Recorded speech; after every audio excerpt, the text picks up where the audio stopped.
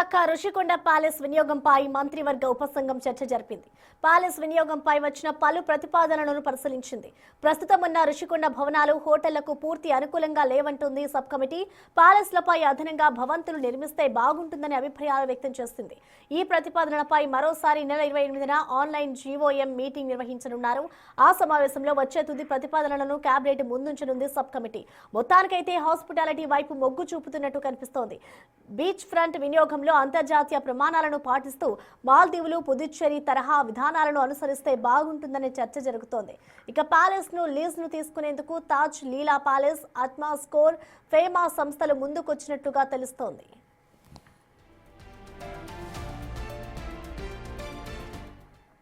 Rushikonda palace ను hospitality ఇండస్ట్రీకి ఇస్తే బాగుంటుందని భావిస్తున్నట్టు తెలిపారు మంత్రి పయ్యవుల కేశవ్. కానీ కొంతమంది రుషికొండ కింద ఉన్న 9 ఎకరాలు హోటల్స్ కోసం అదనంగా అడిగారన్నారు. సిఆర్జెడ్ నిబంధనల ప్రకారం 7 ఎకరాల్లో ఎలాంటి నిర్మాణం చేయకూడదని తెలిసిందన్నారు. మిగిలిన 2 ఎకరాలను ఎలా వినియోగిస్తే బాగుంటుందో చర్చించామన్నారు.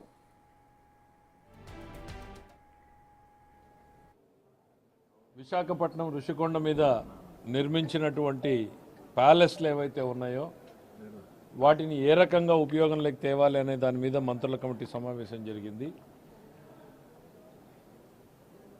100 కోట్ల రూపాయలు ఖర్చు పెట్టి నిర్మించినటువంటి వాటిని ఏ రకంగా సద్వినియోగం చేయాలన్నప్పుడు వాటిని మెజారిటీ హాస్పిటాలిటీ ఇండస్ట్రీ అంటే హోటల్స్కో లేక ఆ రకమైనటువంటి ఉపయోగంలోకి వచ్చే వాటికి ఇవ్వాలని చూసినప్పుడు అక్కడ ఉన్నటువంటి నిర్మాణాలు అవి హోటల్ కన్వీనియంట్గా లేవు, మాకు అదనంగా ప్లేస్ కావాలి అని అడిగారు.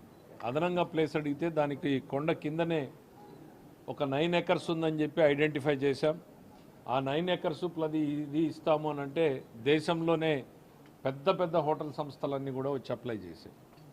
అయితే దాన్ని ఇవాళ డీటెయిల్డ్గా వెళ్ళి అనలైజ్ చేసినప్పుడు ఆ కింద ఉన్నటువంటి ల్యాండ్ 9 ఎకర్స్ అనుకుంటే ఆ 9 ఎకర్స్లో 7 ఎకర్స్ సిఆర్జెడ్ నిబంధనల కింద ఏ రకమైనటువంటి నిర్మాణాలు చేపట్టడానికి అవకాశం లేదు. అంటే కేవలం 2 ఎకరాలే మిగులుతుంది. ఇది ఒక కొత్త సవాల్ ఈరోజు మా కమిటీ సమావేశం ముందుకు వచ్చింది. ఎందుకంటే చాలా డీటెయిల్డ్గా మనం మ్యాపింగ్ చేయించిన తర్వాత రుషికొండ ప్యాలెస్ పై తలబద్దలు కొట్టుకోవడానికి గత ప్రభుత్వ దుర్మార్గం కారణమైందన్నారు మంత్రి కందుల దుర్గేష్.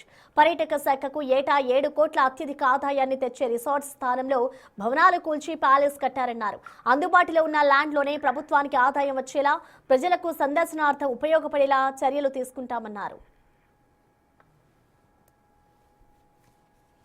మీటింగ్ చేసుకున్నాం.